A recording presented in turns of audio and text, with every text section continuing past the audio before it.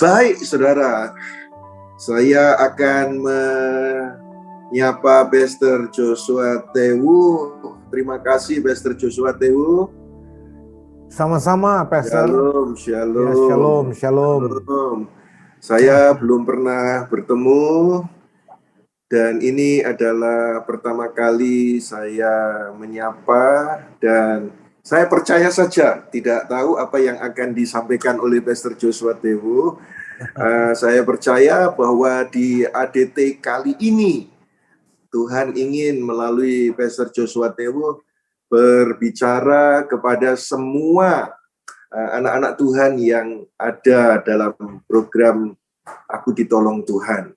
Ya. Nah, sekarang pertanyaan saya, Pastor, pernah alami mujizat ditolong Tuhan, mungkin dalam kesehatan, keluarga, keuangan, bisa diceritakan karena pemirsa juga sedang menantikan pertolongan Tuhan. Silahkan. Terima kasih, Pastor Yusak. Luar biasa kalau bicara pertolongan Tuhan ya. Hidup saya sekarang aja mujizat ini, Pastor. Ya, pertobatan saya mujizat. Gaya bahasanya begini, Pastor. Teman-teman saya yang dulu tahu saya siapa di masa muda, di masa sekolah itu, mereka begitu dengar saya jadi pendeta atau bertobat, mereka nggak percaya. Mereka bilang, saya nggak percaya kalau gue jadi pendeta, gitu loh. Jawaban saya bilang, jangankan kamu, saya aja nggak percaya kalau saya jadi pendeta, kayak gitu. Nah, artinya saya nggak pernah mimpi mau jadi seperti sekarang ini, Pastor. Apalagi penyertaan Tuhan saya lihat di dalam saya bertumbuh ya, itu luar biasa. Ini pun malam ini mujizat bagi saya. Saya harus jujur, Pastor. Salah satu pengajar yang saya sangat idolakan dulu dari GBI Betani masa lalu, ya, adalah Pastor Yusak Hadi Siswantoro. Wah. Ya, benar. Karena saya banyak bertumbuh dalam pelayanan pengajaran yang Pastor lakukan dulu. Waktu itu saya masih kuliah tingkat akhir itu, pertobatan saya itu semester 8 di Visipol Unhas Makassar, Pastor. Ya, saya yang galang, kalau Pastor di sana ada nama Yoram Mayal, Yoya panggilnya. Itu salah satu grup kami untuk menggalang mahasiswa-mahasiswa untuk kami boleh bertumbuh. Memang saya dalam pertobatan saya itu di Perkantas, Persekutuan Kristen Antar Universitas. Saya lahir baru dalam retreat regional Indonesia Timur. Ya, dan saya mengalami pertobatan di bawah pelayanan pendeta Dr. Bennett dari I3 Batu Malang. Nah, di situ saya menyerahkan diri pertama kali, sungguh-sungguh bertobat dan mengalami kelahiran baru oleh kuasa Roh Kudus. Dan hidup saya tahu mulai dari saat itu di tangan Tuhan. Jatuh bangunnya saya di dalam pertumbuhan itu dalam penjagaan ketat Tuhan. Bahkan sampai keputusan yang saya buat untuk terjun bebas di ladang Tuhan dengan iman, pengharapan, dan kasih saja modalnya, itu juga adalah mujizat.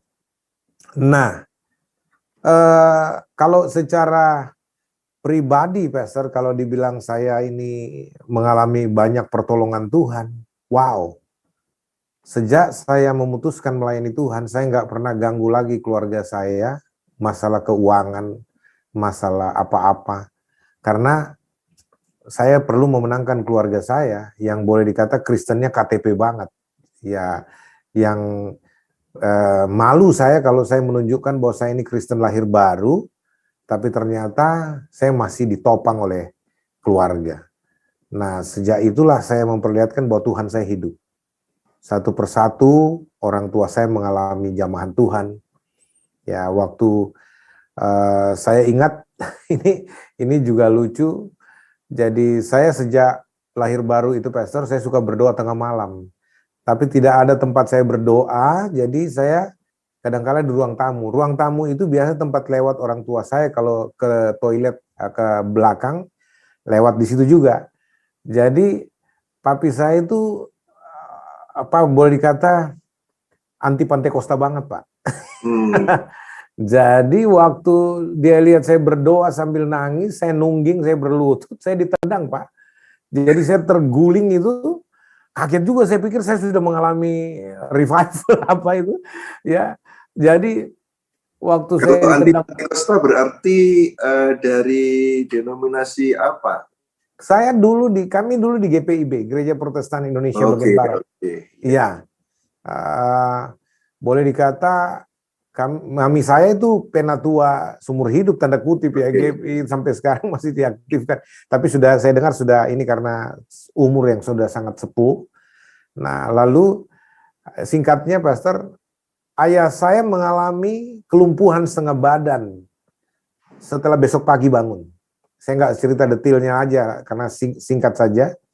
Yang saya mau cerita bagaimana pertolongan Tuhan yang saya alami. Jadi waktu dia mengalami kelumpuhan setengah badan sudah nggak bisa ini, orang bilang itu stroke, tapi saya lihat itu teguran Tuhan. Ya, karena apa? Begitu papi saya sadar, ini mungkin gara-gara nendang saya. Jadi kemudian dia minta maaf, dia minta saya doain. Ya, itulah cara Tuhan. Jadi saya doakan bapak saya. Seketika itu mujizat seketika, bukan berproses. Ya, jadi sepanjang hari dia mengalami kelumpuhan itu, semua orang sudah ribut mau bawa ke dokter atau apa, tapi bapak saya nggak mau. Rupanya sepanjang hari dia bergumul sampai sore menjelang malam, baru dia beranikan, artinya istilahnya udah nggak ada malu. Kan orang Kristen kan, orang Manado Pak, itu orang tua gengsinya tinggi Pak, mau minta maaf sama anak atau apalagi mengakui sebuah kesalahan itu pantang berat gitu loh. Tapi ya rupanya papi saya sadar, lalu kemudian minta didoakan. Ya itu yang saya bilang mujizat itu Pak, pertolongan Tuhan nyata. Dan itu meneguhkan bahwa saya betul-betul memperlihatkan dalam hidup saya dijamah oleh Tuhan yang hidup. Ya, Yesus Kristus itu.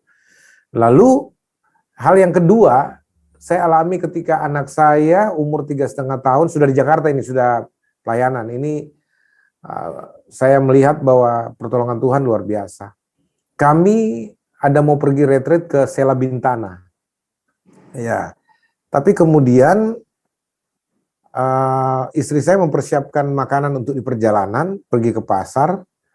Nah, lalu kemudian saya menjaga anak ini. Anak saya yang perempuan yang ketiga, namanya Evata. Itu juga mujizat nama itu diberi. Nah, kemudian setelah pulang dari pasar, anak saya masih nyusu. Jadi mamanya susuin, umur 3,5 tahun, dia masih tetap ASI, tapi kemudian mamanya tiba-tiba ngerang, saya lagi baca buku di sampingnya, mamanya tiba-tiba lihat, kok udah berhenti, nggak bergerak, terus kejang-kejang, habis itu tiba-tiba jadi pucet, hitam, dia punya ini, bibirnya jadi hitam keluar ini, busa, kaget dia. Ini apa ya? Terus kita ini nadi berhenti, jadi wah, saya nggak bisa terima itu Pastor. Waktu itu saya lempar buku saya, mamanya sudah lemes.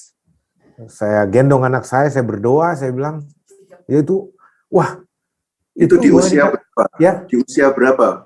3,5 tahun anak saya. Jadi dia kejang udah tidak bisa lagi inilah, tidak sama, napas sudah nggak ada. Saya kasih ini, saya nadi juga sudah nggak ini.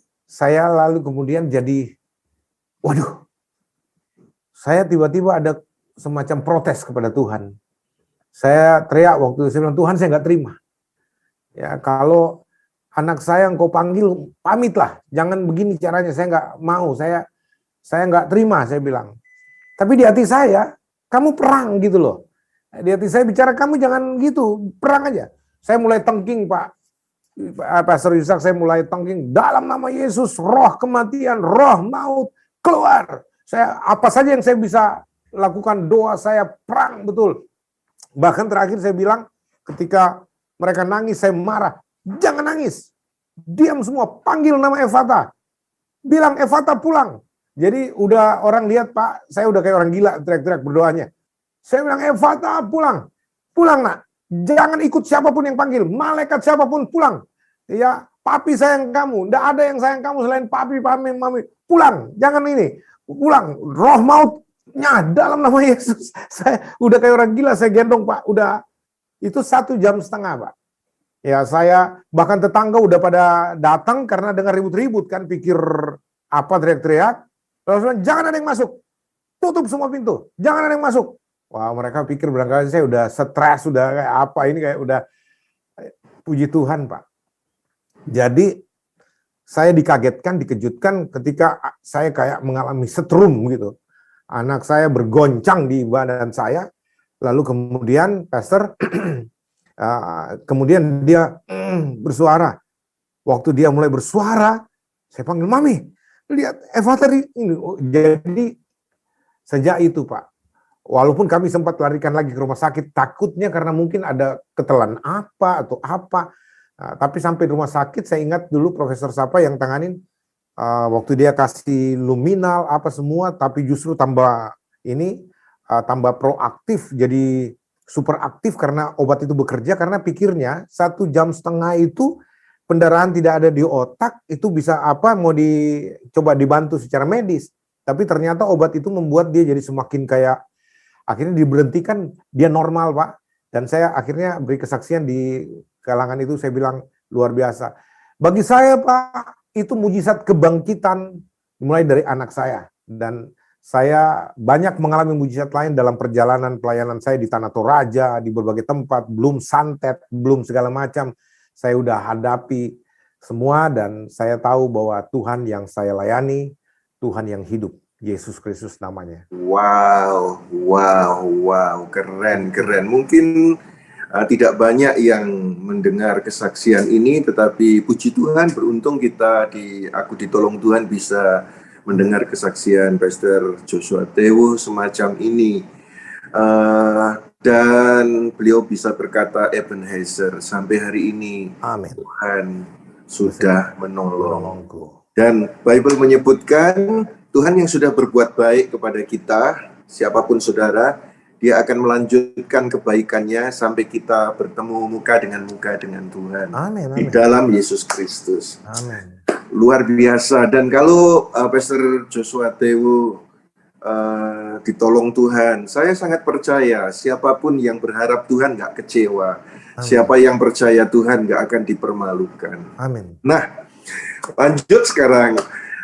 Menurut Pak Pastor JT, mujizat yang terbesar yang bisa kita terima dari Tuhan, yang disediakan Tuhan, itu apa ya yang terbesar ya? Silahkan. Saya bertobat Pak, jadi hamba Tuhan itu mujizat terbesar. Bagi saya, pertobatan saya ini anugerah besar-besaran Pak. Saya orang yang tidak layak untuk melayani Tuhan. Kalau mau lihat track record saya di belakang itu, hancur-hancuran, malu membicarakannya Pastor Yusak. Jadi dipanggil bukan dari orang baik-baik, anak-anak baik, gitu, bukan ya? Iya, aduh, istilahnya saya ini konconya setan, anak neraka ini. Tapi silakan diceritakan. Iya, makanya saya bilang, saya dulu Pastor, mau sebenarnya ikut retreat saja, retreat perkantas itu juga tidak dengan istilahnya hati memang rindu, enggak Pastor. Teman-teman saya aja ngajak, karena mereka tahu saya Kristen, tapi nggak pernah masuk gereja. Terus saya Kristen, tapi yang paling bandel di sekolah, di kampus. Saya Kristen, tapi aduh, istilahnya kita ini kalau datang ke satu tempat jadi berkat, orang senang. Kalau saya datang ke satu tempat, Pak, tempat itu bubar gitu loh. Jadi saya betul pasukan huru hara Pak dulu. Jadi saya kemana-mana suka bawa body, saya suka bawa, saya petarung jalanan Pak. Beberapa.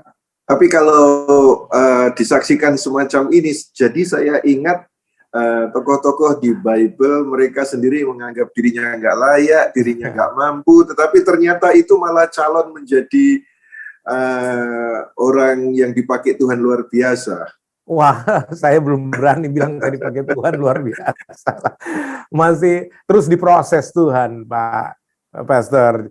Iya, Tapi iya, yang iya. saya bilang, luar biasa kasih karunia Tuhan ya. Saya enggak mau, saya orangnya apa adanya karena kehidupan lama saya itu adalah ya memang begini modelnya gitu loh. Dan saya lihat bahwa kalau Tuhan berkarya, kalau Tuhan pegang seseorang, kalau Tuhan pilih seseorang, Tuhan tidak menyerah. Asal kita tidak mau menyerah, Dia akan selesaikan panggilannya, Dia akan selesaikan rencananya bagi setiap orang. Sehingga mungkin bagi saya kasih tahu teman-teman yang nonton, kalau kau sudah ditangkap Tuhan, udah serahkan aja hidupmu, jalani saja dalam pimpinan Tuhan. Soal bagaimana kau punya cara hidup, itu Tuhan yang sudah atur, nanti Tuhan yang bawa kita kemana. Kadang-kala kita seperti bejana ini, Pastor, saya alami ya, harus dipecahkan berkali-kali, dibentuk jadi bejana lain lagi. Ya, dulu saya waktu baru bertobat, cita-cita saya lain dalam pelayanan. Saya ingin jadi gini. Sekarang udah nggak punya cita-cita, nggak punya visi dan misi lagi. Satu-satunya visi dan misi saya menjadi hamba yang setia, menjadi anak yang berkenan kepadanya, dan melakukan seluruh kehendaknya. Terserah Tuhan, apa yang Tuhan mau, Tuhan bawa. Setelah saya menyerah begitu dalam Tuhan, Pastor, justru saya lihat Tuhan bawa saya ke ke pelayanan-pelayanan yang saya nggak pernah bayangkan sebelumnya. Dan luar biasa pembelaan Tuhan. Saya sampai sekarang, Pastor, hidup hanya oleh iman. Betul-betul dari hari ke hari mujizat, Pastor. Ya, itu pemeliharaan Tuhan. Puji Tuhan, anak-anak saya sudah 3 yang selesai. Yang pertama S2-nya PDK, MPD, terus yang kedua sarjana bahasa Inggris, yang ketiga di wisuda tanggal 21 nanti dari sarjana komunikasi. Ya, yang keempat dia beasiswa di UKI karena dia atlet nasional e-sport. Kebetulan kemarin lagi baru menjuarai turnamen Valorant Indonesia. Anak saya gamer, Pastor. Ya, gamer tapi dia bukan gamer biasa, dia jadi atlet nasional untuk e-sport.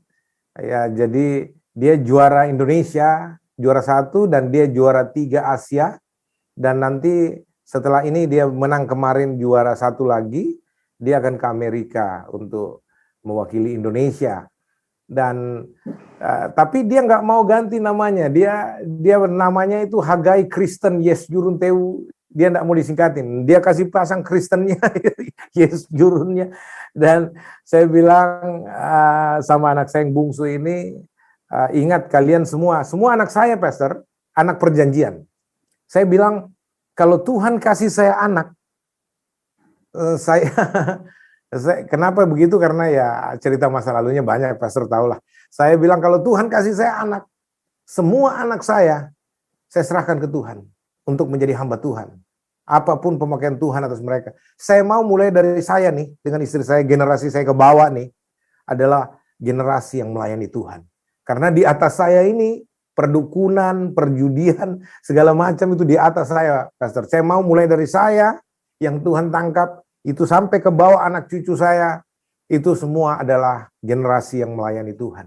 Wow, keren. Saya nggak punya cita-cita lain, Pastor.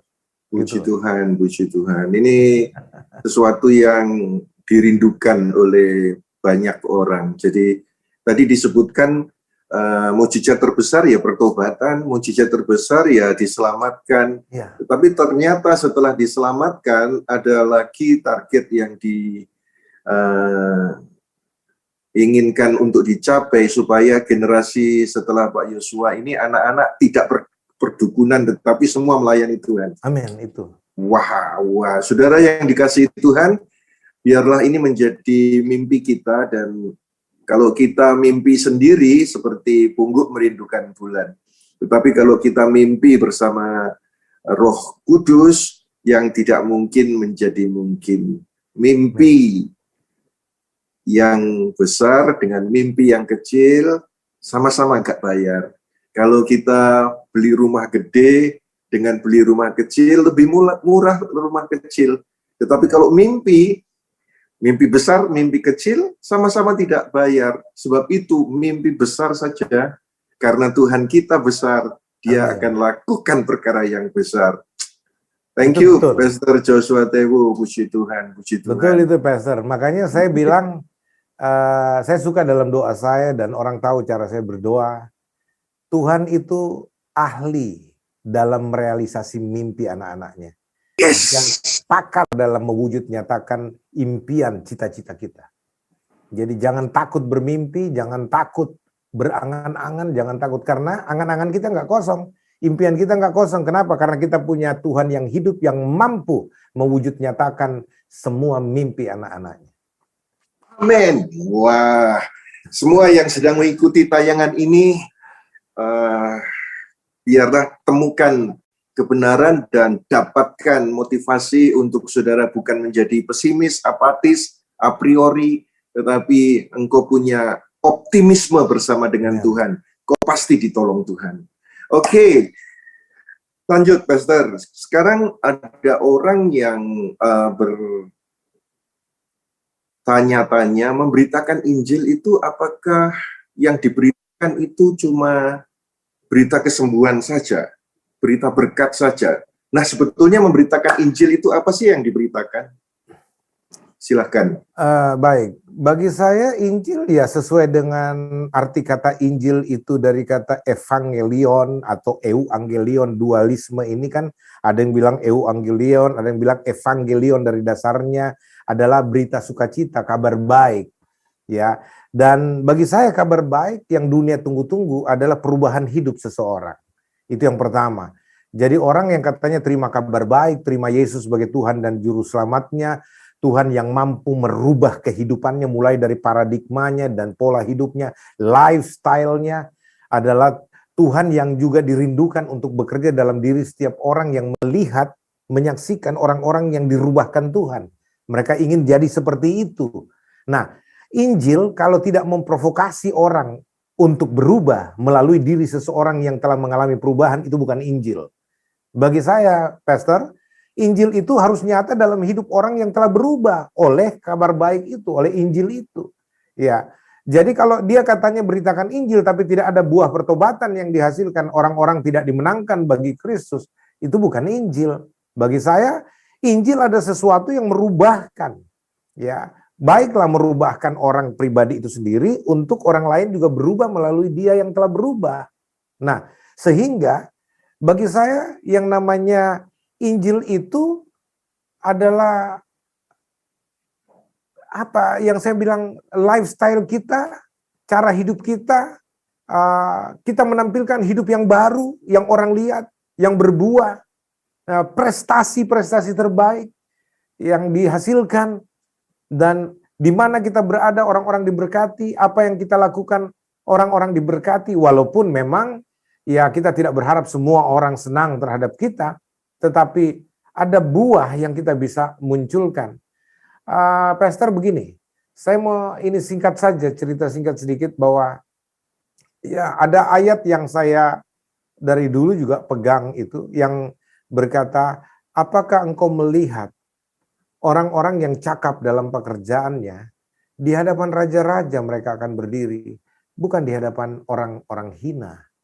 Nah, puji Tuhan, dengan kemurahan Tuhan, Pastor, saya menangkap hal ini, bahwa di dalam Tuhan bukan cuma modal kita percaya Tuhan, tapi kemudian kita tidak melatih diri, kita tidak mengupgrade diri, kita tidak mengembangkan diri, kita tidak melatih kualitas, terutama kalau bicara pelayanan kita. Sejak saya terjun di ladang Tuhan, komitmen untuk full melayani Tuhan dalam segala hal, saya harus melakukan bagian saya. Saya harus melatih diri saya beribadah, saya harus melatih diri saya melayani, dan semua pelatihan demi peningkatan kualitas agar apa? Menghasilkan buah bagi kemuliaan nama Yesus Tuhan dan menjadi keberkatan bagi banyak orang. Dan puji Tuhan, Pastor Yusak, saya barangkali hamba Tuhan yang mendapat kasih karunia yang sangat besar dalam kalau kita bicara tanda kutip, Pastor, yang dimimpikan oleh seorang hamba Tuhan atau pendeta dalam jenjang karir, tanda kutip juga kalau saya bicara jenjang karir ini, saya puji Tuhan, Pastor, sudah menemui semua tingkatan. Misalkan saja dari pendeta, dia dekat sama ketua sinodenya, dekat sama siapa di atasnya lagi, Dirjen Bimas Kristen, Menteri Agama, sampai Presiden. Puji Tuhan saya sudah masuk semua sampai berhadapan dengan Presiden, saya sudah menjadi berkat, saya menjadi dosen 5 bahasa bagi beliau. Walaupun cuma kata terima kasih Pak, dan dapat hadiah sepeda lagi Pak. Ada Iya, videonya Bapak sudah lihat toh. punya akses untuk ke pemerintahan bahkan sampai Betul. kepada presiden, itu luar biasa ya. Iya, dan Tetapi yang sahabat, saya tarik kesimpulan apa yang disampaikan Pastor Joshua Tewu adalah yang terpenting perubahan hidup ya, ada buahnya gitu ya Pak ya Joshua. betul. Karena Jadi itu ayat itu bicara begitu, Pastor. iya, Ya, iya. itu membuktikan walaupun orang punya penilaian lain silakan aja. Tapi Alkitab itu nggak mungkin salah. Ayat itu bilang orang yang cakap dalam pekerjaannya dia akan berhadapan dengan raja-raja. Pastor Betul. Yusak juga adalah orang, dan teman-teman yang lain adalah orang-orang yang cakap dalam pekerjaannya. Dalam melayani Tuhan kita bukan orang biasa-biasa. Saya bilang dari awal, saya ini pengagum Pastor Yusak dalam mengajar. Banyak hal yang saya tiru dari Pastor Yusak juga untuk mengajar. Nah, saya melihat bahwa banyak orang-orang diberkati dengan apa yang saya lakukan saat ini. Istilahnya, bahasanya yang sederhana gini, gini-gini Pak, saya sudah menghasilkan banyak pendeta dalam pelayanan saya. Saya sudah mempendetakan banyak orang gitu loh. Ya, dalam pelatihan-pelatihan misi. Bahkan saya sudah menangkan banyak orang, dan saya sudah membuat orang banyak jadi apologet-apologet seperti saya. Ya, mereka yang orang bilang urat takutnya udah putus berhadapan dengan kadrun-kadrun segala macam, saya latih mereka Pak untuk berhadapan muka dengan muka, bukan cuma ngomong berani di kandang Pak Yusak. Saya masuk di pesantren-pesantren mereka, saya berbicara tentang Injil. Satu waktu nih Pak Yusak ya, nah, ini masih bicara Injil ini Pak, apa yang Iya, diberitakan. iya, iya.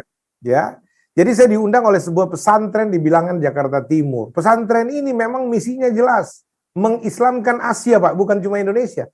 Pesantren ini Pak. Ya, namanya AMCF, Asia Muslim Charity Foundation.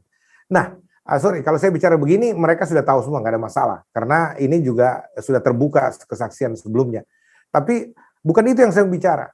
Bahwa waktu saya diundang, ada kelakar yang saya sampaikan di kelas waktu saya sudah mengajar. Karena saya diundang sebagai pakar kristologi dari Kristen. Mereka mau melakukan studi banding tentang ilmu teologi, khususnya bicara tentang kristologi, dari pandangan seorang yang dianggap menguasai kristologi ini dan mengcompare dengan kristologi Islam yang mereka anut, terutama dari banyak mualaf-mualaf ini, Pastor. Apa yang terjadi? Saya bilang sama mereka, saya kagum dengan kalian di sini. Kalian dalam misi yang betul-betul vulgar, jelas, tapi tidak dengan kekerasan. Saya bilang gitu.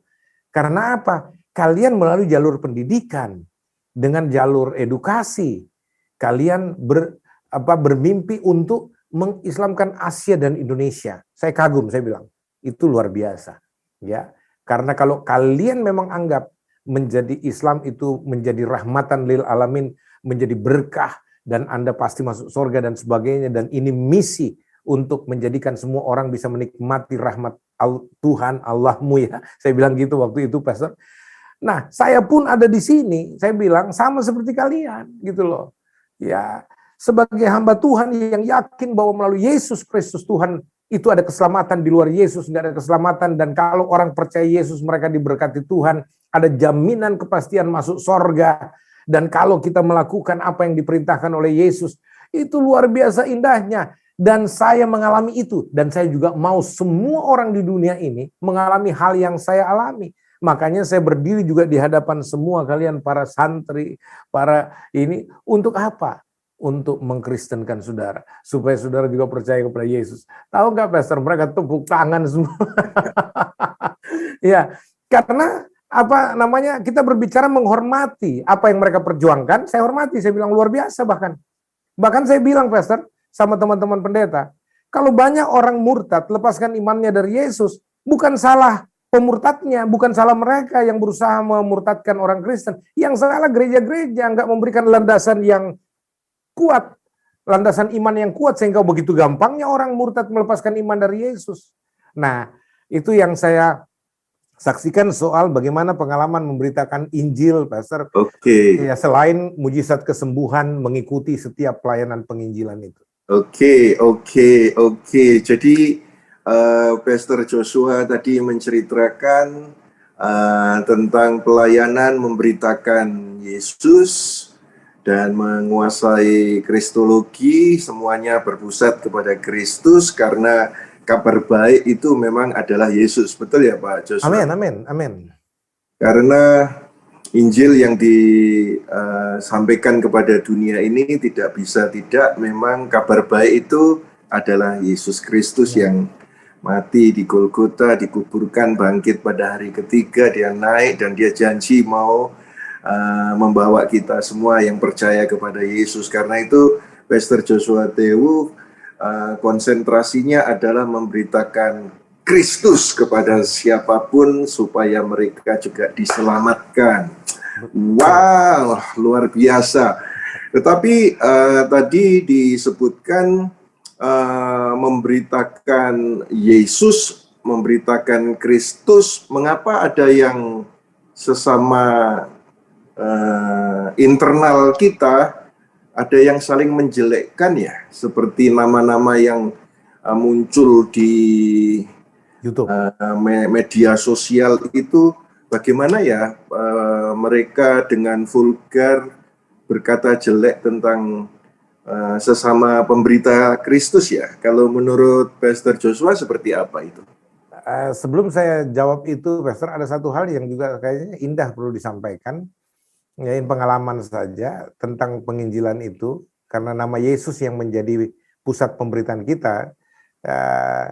Saya pernah 2 kali itu, Pastor, tapi yang paling lucu itu waktu saya diundang untuk memimpin atau berkhotbah Natal sebuah instansi pemerintahan, ya.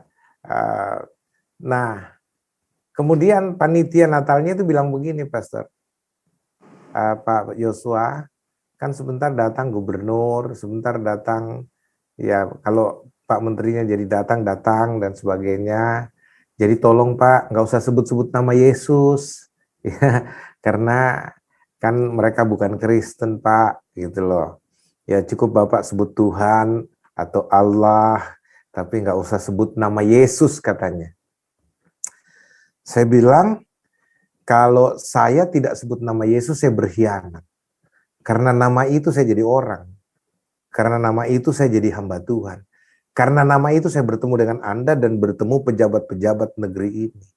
Kalau gara-gara mereka orang-orang yang pejabat-pejabat, gubernur lah dia, atau siapapun dia, menteri kah, bahkan presiden, lalu saya nggak boleh sebut nama Yesus, lebih bagus Anda yang khotbah. Saya pulang. Ya, saya bilangin begitu, Pastor.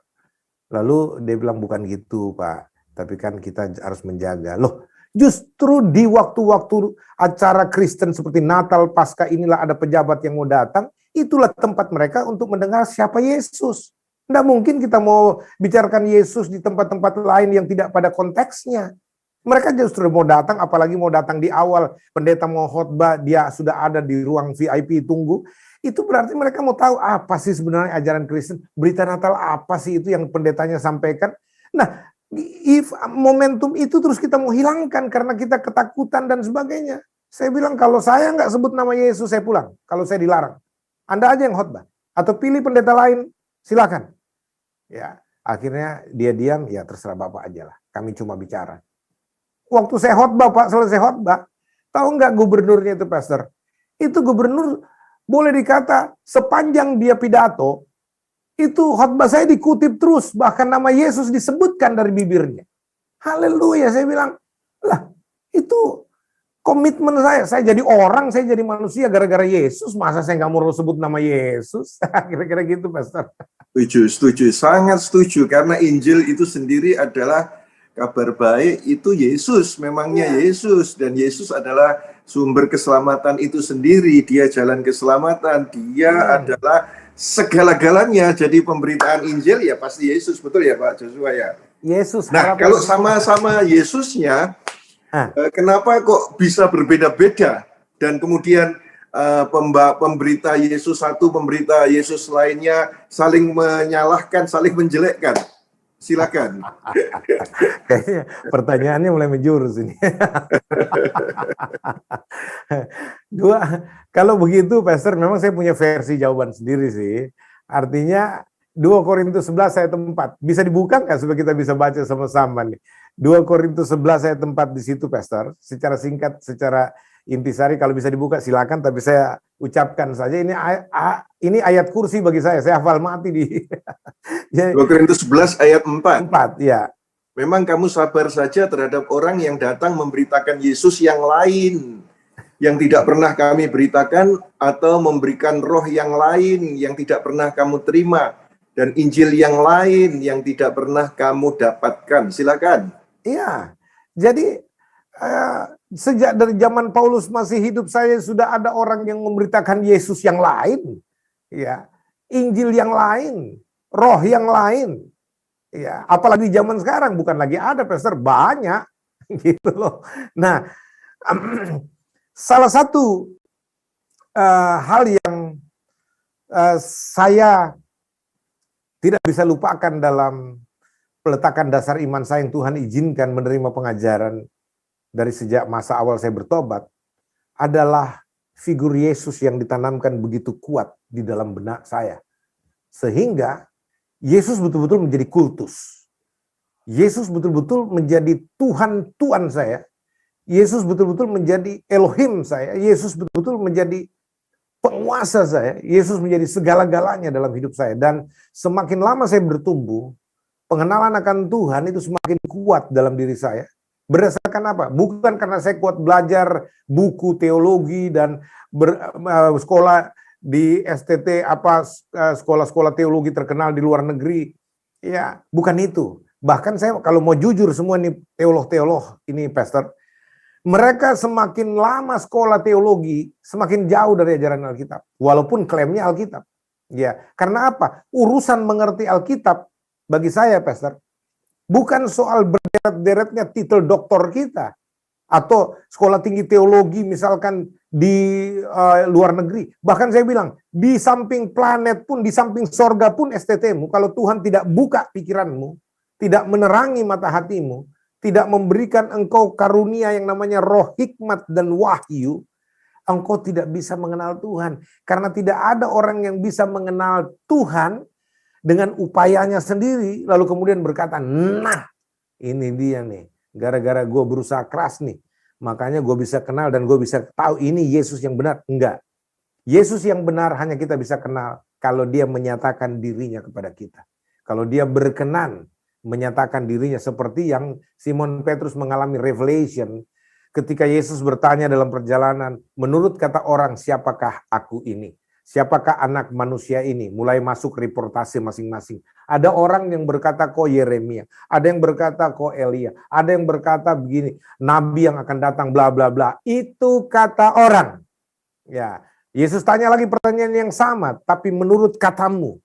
Ya, secara pribadi menurut kau, jangan menurut kata orang. Menurut kamu siapakah aku ini?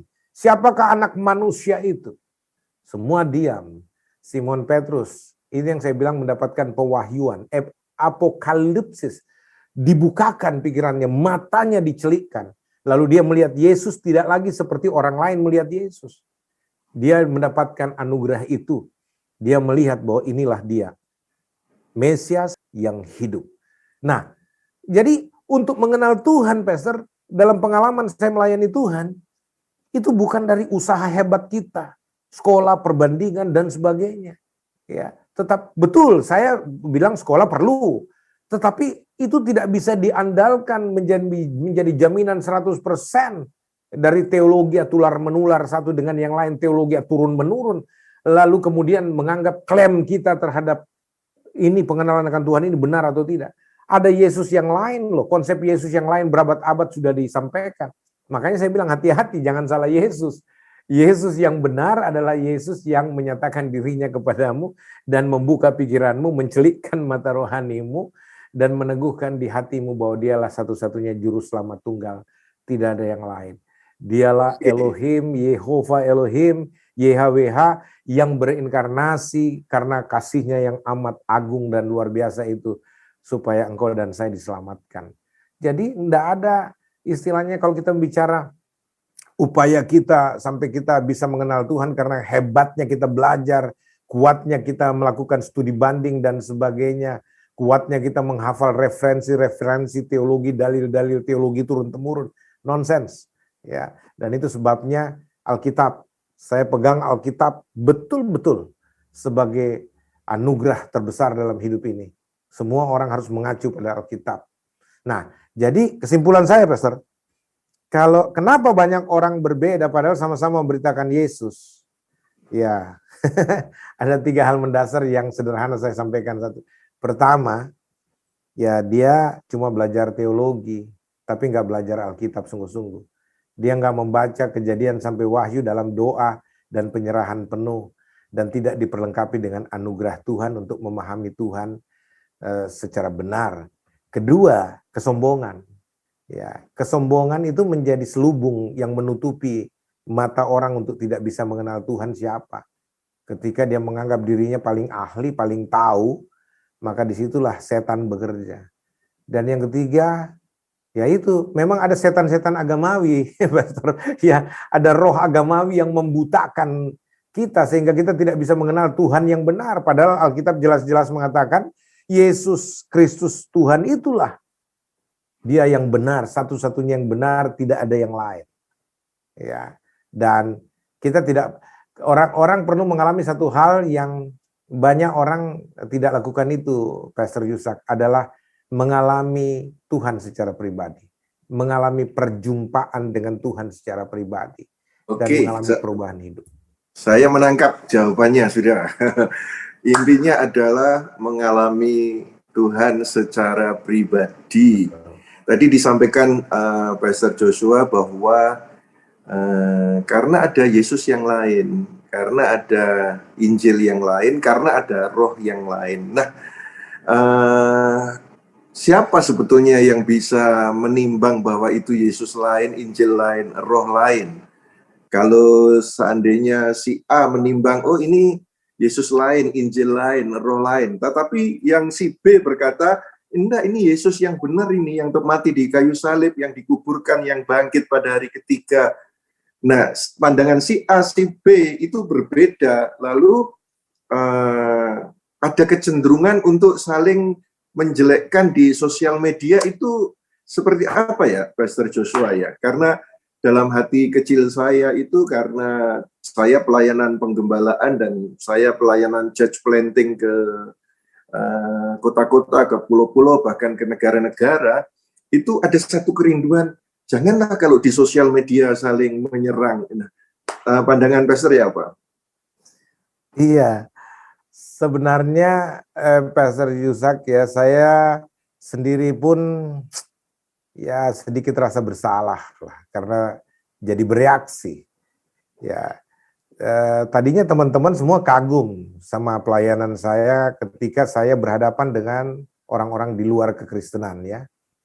Ya, tapi ketika saya memang mengkritisi seorang pendeta senior di Indonesia, ya, dan seorang tokoh yang diidolakan di Indonesia, tokoh politik di Indonesia ini.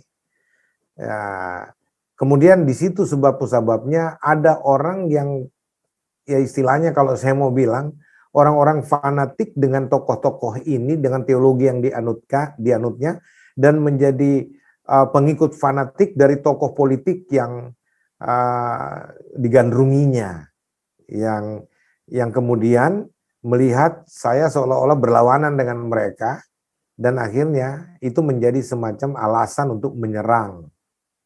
Ketika saya diserang, nah itu saya sendiri dalam rangka membela diri atau apa, tapi sebenarnya bukan sekedar itu, karena ada alasan saya memberikan semacam perlawanan tanda kutip, pembelaan apologetics, karena kemudian diseret-seret masuk dalam soal doktrin teologi yang ingin dipaksakan. Catat garis bawahi, teologi yang ingin memaksakan supaya saya harus mengikuti teologi mereka yang mereka klaim yang terbenar di dunia. Nah, ini yang saya nggak bisa terima, Pastor. Karena bagi saya, tidak layak orang menjadikan aliran teologinya, pemahaman teologinya, menjadi parameter untuk teologi yang lain.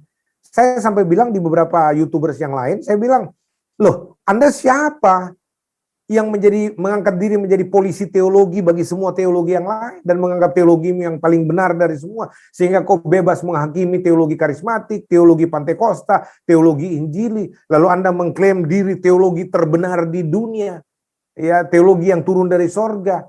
Nah, itu Anda siapa? Nah, dan saya katakan bahwa seluruh teologi harus diukur dengan satu parameter tunggal. Parameternya adalah Alkitab. Kejadian 1 ayat 1 sampai dengan Wahyu 22 ayat 21. Itulah parameter tunggal untuk mengukur semua ajaran, doktrin, teologi apapun di kolong langit ini. Nah, bagi saya, Pastor, ukurannya, kalau dia datang dari Alkitab yang benar, bahwa tidak, koridornya sederhana. Bahwa kalau dia katakan dia memberitakan Injil, dia memberitakan Yesus, tapi bukan Yesus yang menjadi batu penjuru. Kalau bukan Yesus yang menjadi Omega, Alfa dan Omega. Kalau bukan Yesus yang menjadi penentu keselamatan seluruh manusia. Kalau bukan Yesus yang menjadi pusat penyembahan, itu Injil lain itu. Ya, bagi saya, Injil sejati, Injil kerajaan sorga, itu dari Kejadian sampai Wahyu, intinya Yesus. Karena, Efesus 2 ayat 19 sampai 20, Pastor, yang saya pahami ya, bahwa jemaat keluarga Tuhan ini dibangun di atas dasar para rasul dan para nabi dengan Kristus Yesus sebagai batu penjuru. Jadi perjanjian lama merupakan proyeksi kenabian, nubuatan para nabi yang bermuara berakhir pada Yesus. Tidak ada lagi setelah Yesus. Perjanjian baru merupakan proyeksi kerasulan, itu inti ajaran semua rasul adalah Yesus, tidak ada yang lain. Sehingga perjanjian lama dan perjanjian baru dipertemukan dengan Yesus. Makanya dia yang Alfa dan Omega. Makanya saya bilang inti Injil bagi saya, Pastor, yang saya pahami dalam pertumbuhan saya di dalam Tuhan, kalau orang katanya memberitakan Yesus, tapi bukan Yesus yang Alfa dan Omega, bukan dia yang awal, bukan dia yang akhir, dan bukan Yesus penentu keselamatan semua orang, juru selamat tunggal. Kalau bukan Yesus yang menjadi pusat penyembahan, kalau bukan Yesus yang menjadi fondasi kekristenan, itu Yesus yang lain bagi saya.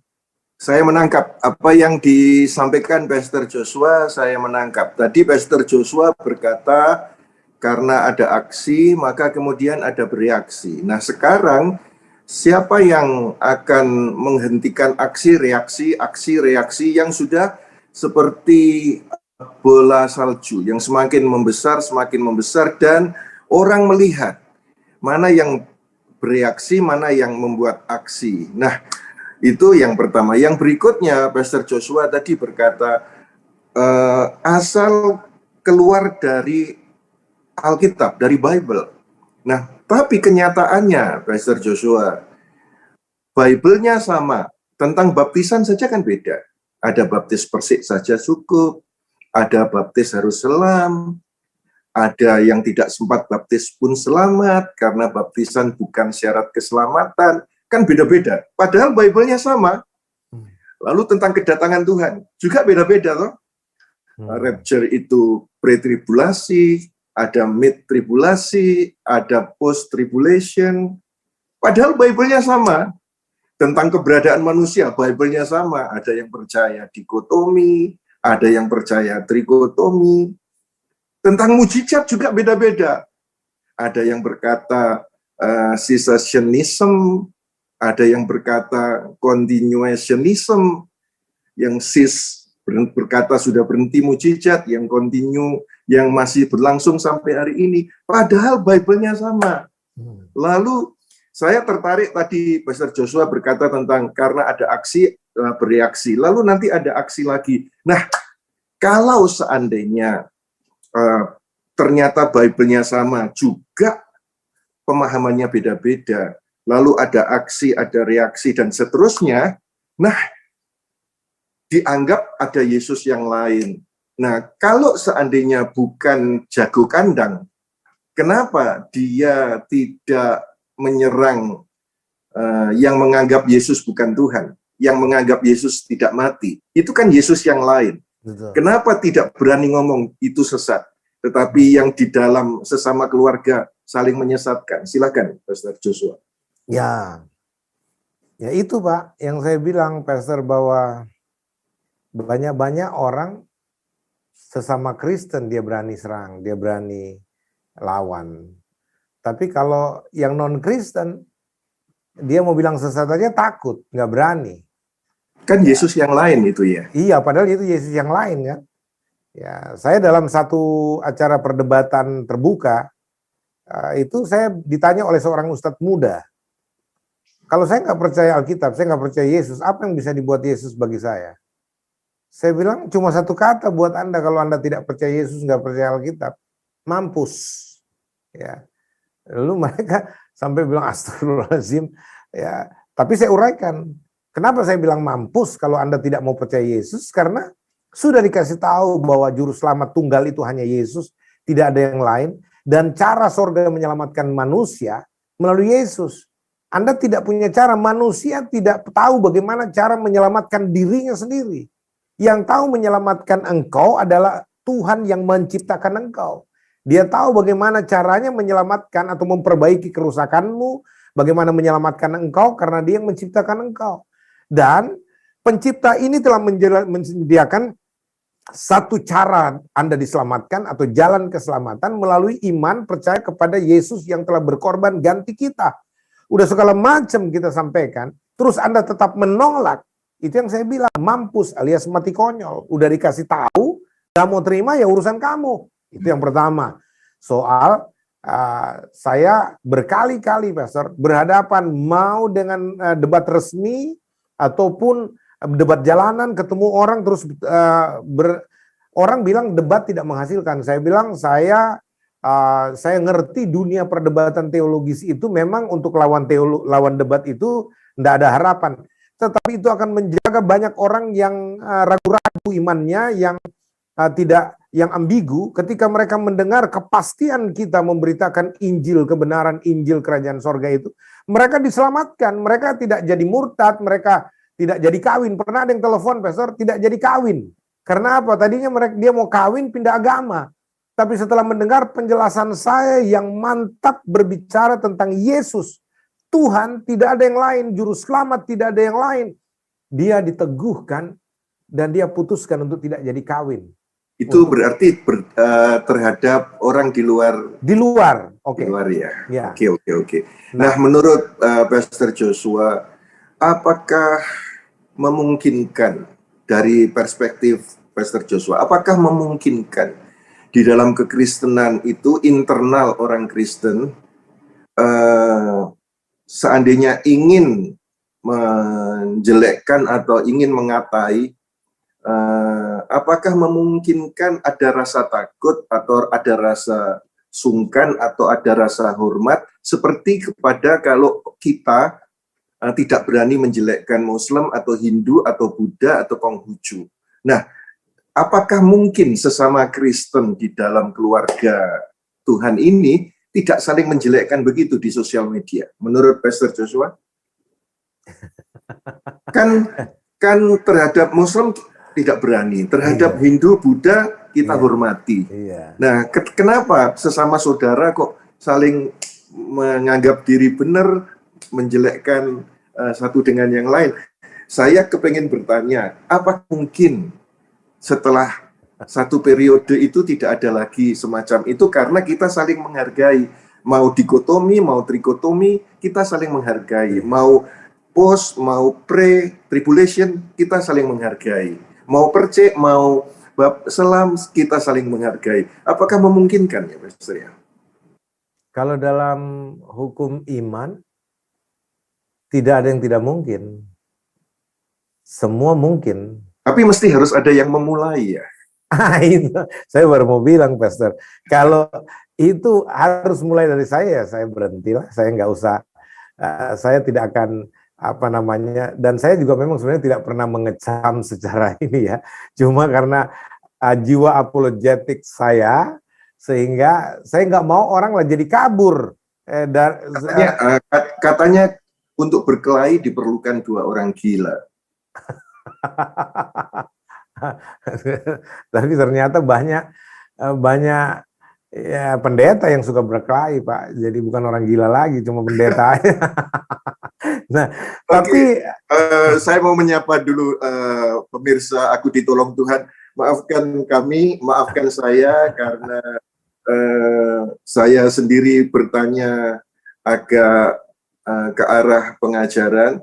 Sebentar lagi, 5 menit lagi, 7 menit lagi, saudara akan didoakan dan kita akan selesai program episode kali ini. Oke, Pak Joshua, saya kalau tadi Pastor Joshua berkata, ya kalau saya disuruh memulai, saya akan mencobanya. Kalau Pastor Joshua sampai berkata begitu, aku ada di belakangnya Pastor Joshua.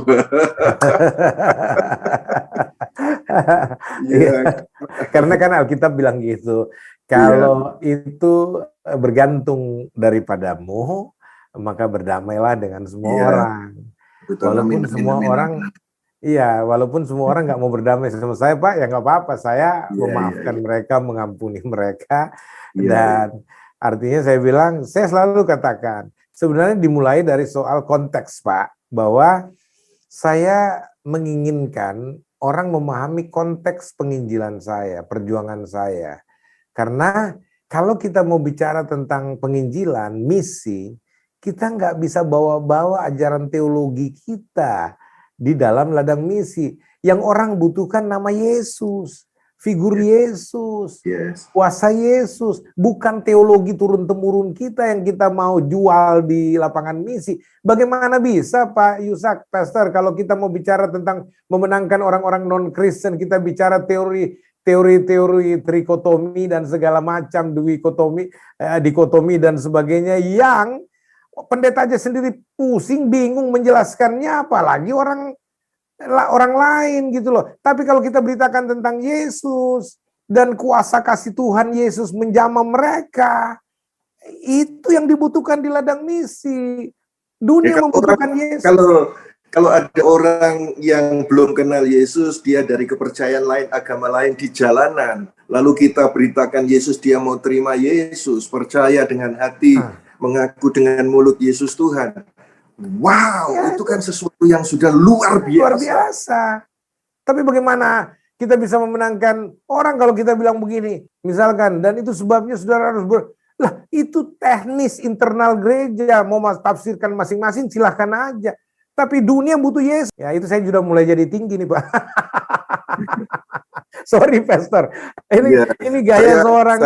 Saya sudah menangkap apa yang disampaikan oleh Pastor Joshua, dan saya sendiri sudah mencetuskan ada kerinduan dari dasar hati. Karena Tuhan memanggil saya kan untuk pertamanya untuk mengajar. Dulu saya dipanggil dalam jabatan pengajaran, lalu dipercaya untuk menggembala satu gereja, lalu untuk pelayanan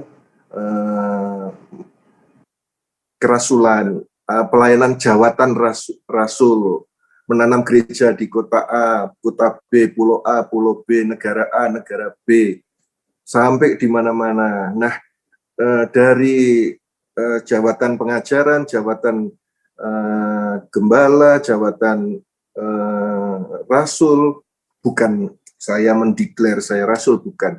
Tetapi pelayanannya itu untuk church planting dan sudah melahirkan banyak gereja. Ada kerinduan, kenapa ya keluarga sendiri kok saling menjelekkan, menyalahkan, kayak ada dendam kesumat gitu. Kenapa kok nggak berani ngomong langsung saja kepada yang Hindu, Buddha, Konghucu, Muslim. Oke. Ya, itu terima kasih untuk Pak Joshua Tewu. Kalau tadi berkata, kalau saya disuruh memulai, saya akan mencobanya. Itu thank you. Oke, lanjut Pak Joshua. Perspektif Pastor Joshua itu, Tuhan itu adil. Kalau Tuhan itu adil, mengapa ada orang dilahirkan di keluarga kaya, satunya di keluarga miskin, lahir sehat, satunya lahir sakit bawaan, sehingga perlu mengikuti ADT, lalu minta kesembuhan. Bagaimana menurut perspektifnya Joshua? Ya, Tuhan yang membuat kaya, Tuhan yang membuat miskin. Dan bagi saya, pemahaman saya selama ini, Pastor, dalam ajaran Kristen yang Alkitabiah, takdir itu hanya ada 3. Ya, dalam soal kelahiran, dalam soal kematian, dan keselamatan. Itu takdir. Takdir yang saya terjemahkan sebagai predestinasi. Ketetapan yang Tuhan sudah rancangkan dari awal dan tidak ada andil manusia di dalamnya. Ya, jadi saya dilahirkan sebagai laki-laki, saya nggak bisa pesan, Tuhan kalau saya dilahirkan nanti saya perempuan ya, nggak bisa. Saya terima eksistensi kelahiran saya sebagai laki-laki atau yang lain sebagai perempuan misalkan, dan saya dititipkan Tuhan lahir di keluarga orang Manado, Indonesia campuran. Saya nggak bisa protes, saya nggak mau lahir di keluarga ini, saya mau lahir di keluarga Amerika, nggak bisa. Nah, terus saya lahir di keluarga kaya, atau setengah kaya, atau miskin, saya juga nggak bisa protes. Tuhan punya rancangan abadi untuk setiap orang yang dihadirkannya. Ya. Begitupun orang yang lahir cacat misalkan. Nah, dalam konteks ini, kita harus bicara tentang, walaupun Tuhan yang menciptakan, menentukan kelahiran, tapi saya mau katakan bahwa progresivitas penciptaan itu tidak lepas dari soal dosa. Karena dosa yang merusak tatanan sempurna penciptaan Tuhan, termasuk penciptaan kepada manusia. Tetapi saya orang yang percaya, kalau Tuhan izinkan orang lahir dalam situasi dan kondisi apapun, Tuhan tidak berurusan dengan jasmanianya. Karena yang diselamatkan jiwanya, bukan jasmanianya. Ya. Bahkan jasmania orang itu akan mengalami semacam kesempurnaan penyetaraan dengan tubuh kemuliaan, tubuh baru kalau dia diselamatkan. Jadi konsentrasinya bukan pada fisiknya, ya, tapi jiwanya orang itu.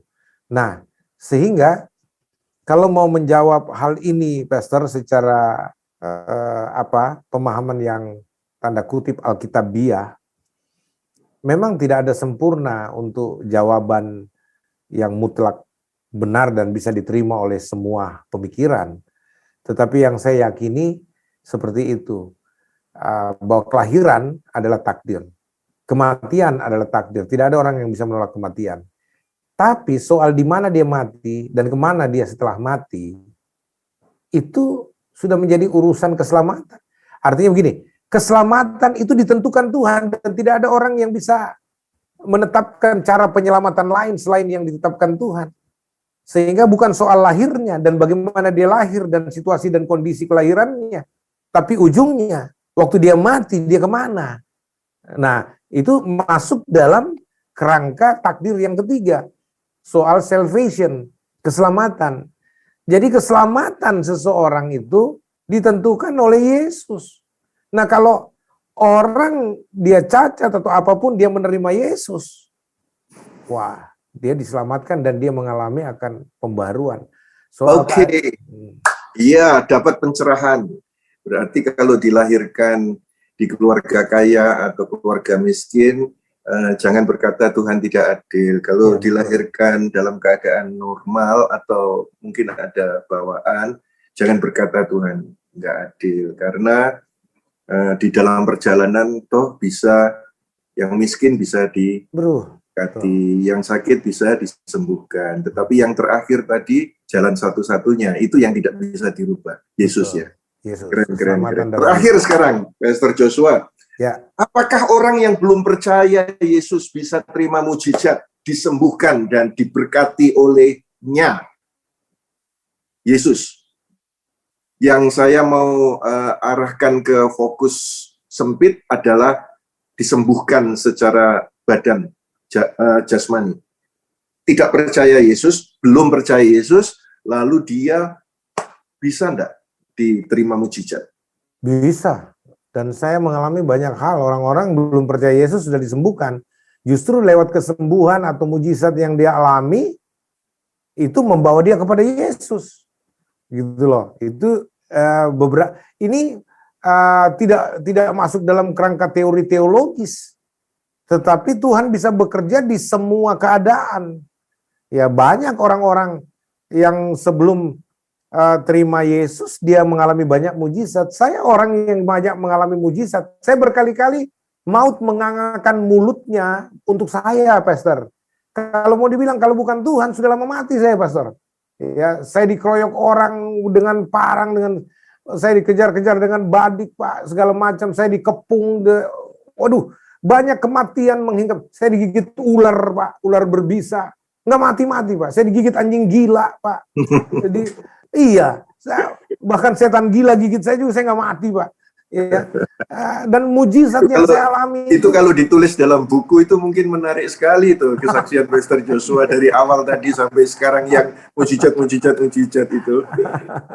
Jadi makanya saya bilang dari banyak kebaikan Tuhan itu, sampai motif saya pergi ikut retreat diajak sama teman-teman saya, Pak, itu hanya apa, Pak? Untuk siapa tahu saya dapat pacar baru di retreat, Pak. Siapa tahu saya dapat ini lagi nih ya. Tapi nggak ada nih niat mau bertobat. Tapi waktu hamba Tuhan itu berkhotbah, Pak, berbicara di hari kedua, saya ingat itu pendeta Bennett bicara tuh, Pak. Saya nggak lupa nama hamba Tuhan yang dipakai untuk menjangkau saya, Pak. Jadi waktu dia berbicara itu, Pak, ratusan mahasiswa dari Indonesia bagian timur kumpul itu. Seolah-olah khotbah itu hanya tertuju untuk saya, Pastor. Iya. Dan saya di belakang duduk sambil ngerokok ini, Pastor. Panitia sudah doa-doa tidak amin-amin karena saya peserta yang paling bandel dan mereka tahu saya nakal. Jadi mereka nggak berani dekati, biar anak-anak Ambon yang katanya sudah bertobat yang jaga saya, dia nggak berani karena saya bawa badi, saya nggak mau lepas. Saya bilang, dan saya bawa dry gin vodka di kantong saya, Pastor. Saya minum, pendetanya khotbah, saya ngerokok, saya minum dry gin waktu itu. Tapi kuasa Tuhan tidak dibatasi dengan segala macam keadaan manusia berdosa. Justru semakin berdosa seseorang, semakin besar kasih karunia Tuhan dinyatakan. Itu yang saya alami, Pastor. Injil itu begitu kuat menembus batasan. Waduh, itu robek. Saya itu jadi malu, Pastor. Ketika saya bertobat itu, ya elah, itu saya kayak ada orang yang kasih berdiri di kursi. Saya matikan rokok, saya mulai taruh semua, Pastor. Waktu diundang, siapa yang mau menyerahkan dirinya kepada Tuhan? Malam ini Tuhan mau menyambutmu. Saya ingat betul undangan itu, Pastor. Waduh, saya serba salah. Saya nggak pernah merasakan keadaan itu sebelumnya, Pastor. Lalu mulai air mata turun. Aduh, malu banget, Pak. Preman cap meong terus nangis. Waduh, tapi nggak berkuasa. Seolah-olah ada yang ajak saya, ayo maju ke depan. Saya berdiri, Pak. Itu waktu saya tersungkur di depan mimbar itu kepala derajat diceritakan sama senior-senior itu, rokok semua kelihatan, Pak. Malu betul, Pak. Saya nangis sampai ini hidung saya penuh dengan nggak bisa, air mata saya bengkak, Pak. Di situ saya rasakan duka cita mendalam karena pertobatan akibat pekerjaan Roh Kudus. Jamahan Tuhan yang luar biasa saya alami. Dan di sejak saat itulah saya mengalami pembaharuan. Saya mengalami pemulihan. Terlepas, terangkat semua. Dan saya dibebaskan oleh Tuhan. Jadi orang yang menurut kacamata pribadi tidak baik, tetapi toh alami mujizat ya. Jadi ketika Tuhan mau menjangkau, tidak terhalang oleh dosa atau kesalahan kita. Tapi tadi disebutkan dari I3 ya? Khotbahnya, pendetanya, yang khotbah. Pendeta dari I3 ya pendeta Bennett. Kan Pak Petrus Octavianus ya? Iya, di tempatnya beliau ya. Jadi dari pengajar dari sana yang diundang khotbah. Jadi ada satu hal yang saya bilang ketika orang menuduh saya macam-macam, sesat lah, bidat lah, lalu mereka protes sampai ke Menteri Agama, saya diadukan, di Menteri Pendidikan dan Kebudayaan didikti, sampai ke Dirjen Bebas, saya diadukan semua orang, Pak. Ya, saya bilang begini sederhana saja. Kalau Anda anggap saya bukan hamba Tuhan, sesat dan membahayakan pelayanan di kekristenan, Anda komplainnya jangan ke Menteri Agama, jangan komplain ke atas gitu loh. Ya, kalau Oke. di atas tidak setuju, dia cabut, saya sebentar saja. Yang panggil saya Tuhan bukan kalian, bukan Menteri Agama yang panggil saya jadi hamba Tuhan. Jadi kalau mau komplain, kalau betul-betul saya dianggap tidak benar dari ke atas komplainnya. Kalau Tuhan masih mau pakai saya, Tuhan mau pakai saya, Anda siapa yang mau melarang saya? Ya, Kira-kira gitu, Pak. ya, ya. Kelihatan nih. Iya, iya. Mungkin kena bola salju tadi itu. Ada aksi, ada reaksi, ada reaksi, ada aksi, Gitu, terus gitu. berkelanjutan. Tetapi kalau misalnya ada yang berhenti, lalu kemudian saling menghargai perbedaan, siapa tahu. Ya udah, saya duluan aja, Pastor. Kalau pengajaran dari Pastor Petrus Octavianus itu kan keren sekali, luar biasa. Saya kenal beliaunya. Terus pengajaran dari STII, siapa Pak Kris Marantika, itu juga saya kenal beliaunya. Dua-duanya juga akrab. Punya visi Indonesia 111, itu Pak Kris Marantika, itu keren sekali. Nah, kalau seandainya berbeda pengajaran dan lain sebagainya, kalau bisa saling menghargai, luar biasa. Intinya Yesusnya yang diberitakan, karena Yesus diberitakan, yang belum percaya saja bisa terima mujizat menurut Pastor Joshua Tewu. Apalagi kalau sudah di dalam Kristus. Amin. Kan indah kalau saling menghargai. Saya punya pandangan ini, kalau di Eropa satu negara pecah menjadi berbagai macam negara-negara kecil. Arab, Saudi, satu negara pecah menjadi negara-negara Arab. Indonesia ini keren. Dari kerajaan-kerajaan kumpul jadi satu menjadi NKRI. Ada kerajaan Sriwijaya, Mojopahit, kerajaan Singosari, kerajaan Demak, dan lain sebagainya. Raja-raja itu kan berbagai macam cara, berbagai macam paham, adat istiadat dan kulturnya, tapi kemudian bisa menyatu menjadi NKRI. Keren. Siapa tahu dimulai dengan Pastor Joshua Tewu, pemahaman-pemahaman yang beda-beda kekristenan Indonesia bisa menjadi NKRI seperti negaranya gitu. Puji Tuhan, Pastor, sedikit lagi saya mau teguhkan saja pernyataan itu. Saya puji Tuhan masuk dalam area itu sejak saya terpanggil untuk mendirikan BMPT KKI. Badan Musyawarah Perguruan Tinggi Keagamaan Kristen Indonesia, yang boleh dikata saya orang yang membidaninya bersama dengan Pak Dirjen Bimas Kristen. Dan puji Tuhan itu mengumpulkan semua aliran teologi yang berbeda dalam satu payung, Badan Musyawarah Perguruan Tinggi Keagamaan Kristen Indonesia. Dan saya dipercayakan sebagai salah satu ketua di dalamnya. Jadi yang konflik-konflik di lapangan ini, Pak, pendeta-pendetanya, pentolannya jadi satu sama kami. Kami semua sama di dalam satu wadah bersama.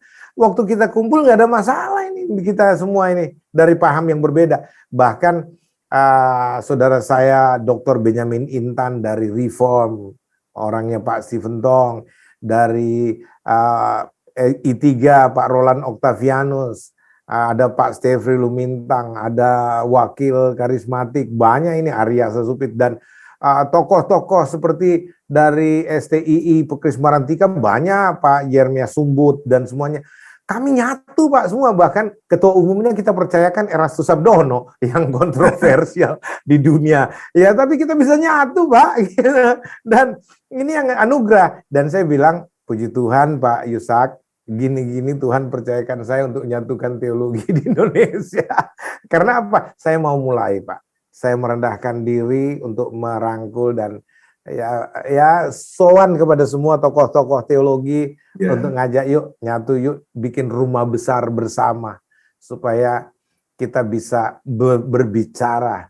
Tidak harus nyatu, tapi bersama-sama, kan indah gitu loh. Kalau kita tidak bisa nyatu bersama-sama, indah. Siapa sih saya ini, Pastor Yusak? Istilahnya untuk menyatukan Kristen ini, Pak, Yesus saja pakai doa, Pak. Yesus aja berdoa untuk menyatukan Ya, kekristenan. kalau satu paham mungkin tidak. Iya, Saling menghormati itu ya, bisa. Karena betul. Tuhan menaruh kasih. Kalau satu paham, satu pengajaran, pasti tidak. Iya, Tetapi kalau saling menghormati, saling mengasihi, itu ajaran Kristus Yesus Tuhan. amin. Oke, terima kasih banyak Pastor Joshua Tewu untuk waktunya, dan saya percaya sangat memberkati semua pemirsa Aku Ditolong Tuhan. Jadi saya garis bawahi adalah siapapun saudara pemirsa Aku Ditolong Tuhan, engkau bisa terima mujizat Yesus. Karena Yesus jalan kebenaran dan hidup. Kalau engkau perlu jalan, Yesus. Kalau engkau ingin dibenarkan, Yesus. Kalau engkau ingin hidup, penyakitmu dari mati menjadi kesehatanmu hidup, maka Yesus saja yang kita fokus berdoa di dalam nama Yesus Kristus Tuhan. Terima kasih Pak Yosua. Thank you, thank you. Saya terima kasih. Ya, setelah ini mungkin saya akan kontak secara pribadi untuk bincang-bincang kepada Pak Yosua. Terima kasih, terima kasih.